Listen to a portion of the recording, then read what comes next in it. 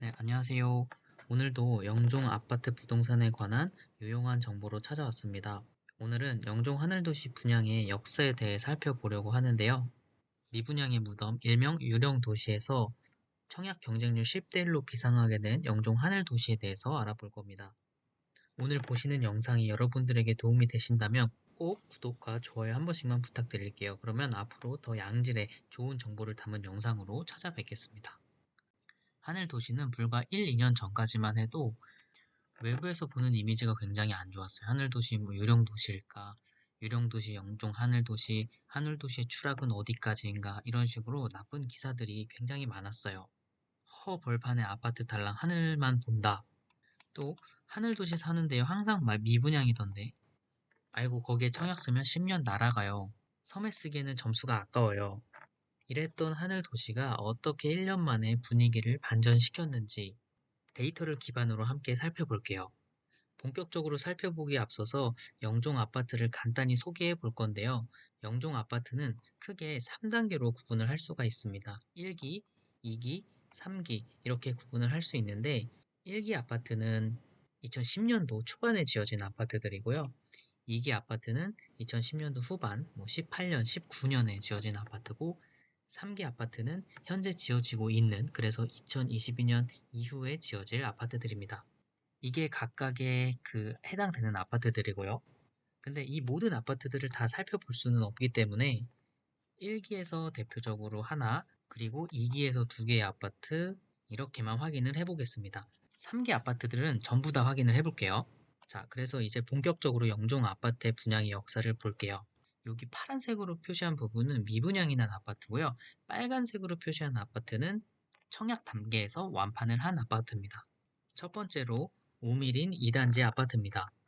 우미린 2단지 아파트는 2010년도 초반에 지어진 1기 아파트인데 1기 아파트들은 이 당시 상황이 전부 다 비슷했다고 보시면 됩니다. 미분양이 났고요. 완판까지 108개월, 즉 9년이 걸렸습니다. 이게 미분양이 난 기간이에요. 생각을 해보세요. 어떤 아파트가 분양을 했는데 9년 동안 미분양이라고. 2010년에 분양을 했는데 19년 말에서야 비로소 미분양이 해소가 되었습니다. 이때 유령도시라는 별명이 생겼어요. 자, 그 다음 화성 파크드림 1차 아파트입니다.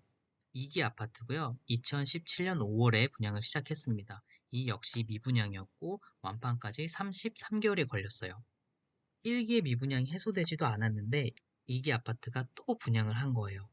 1기에 비해서는 미분양 기간이 상당히 감소를 했지만 1기 아파트가 미분양 해소되는데 시간이 워낙 오래 걸려서 그렇지 33개월이면 이것도 긴 시간입니다. 아파트가 다 지어지고 입주를 할 때까지 미분양이었다는 얘기거든요.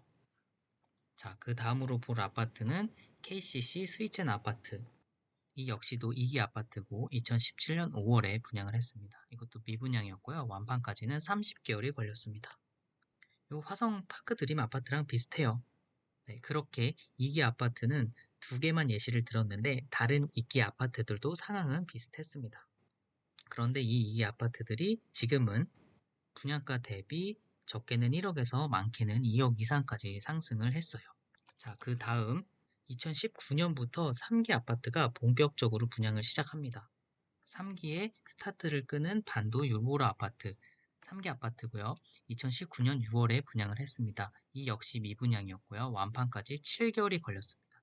이 길이가 완판까지 걸리는 시간이에요. 1기에 비해서 상당히 많이 줄었죠.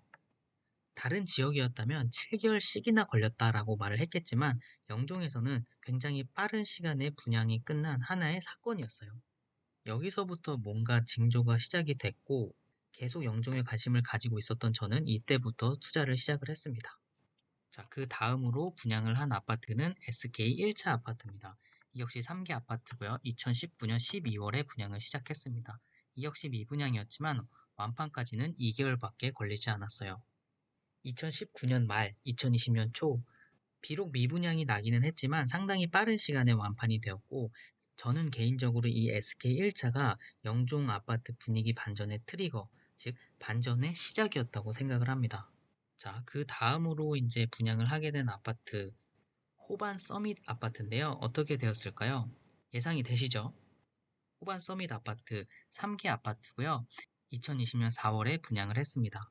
통장이 2,400개가 들어왔고 경쟁률 5대1로 청약에서 완판을 시켰습니다. 한창 코로나 때문에 전국적으로 정말 힘든 시기였는데도 불구하고 영종 역사상 처음으로 청약 단계에서 완판을 성공합니다. 파란색에서 빨간색으로 바뀌었어요. 그 다음 화성 파크드림 2차 아파트 3기 아파트고요. 2020년 5월에 분양을 했습니다. 통장은 1,990개가 들어왔고요. 경쟁률 4대3으로 청약 단계에서 이 역시 완판이 됐습니다. 호반 서밋과 비슷하게 바로 완판을 시킵니다. 자, 그런데 이렇게 좋은 분위기를 타기 시작한 영종에 찬물을 끼얹는 사건이 터졌어요. 어떤 일이냐? 다들 아실 거예요.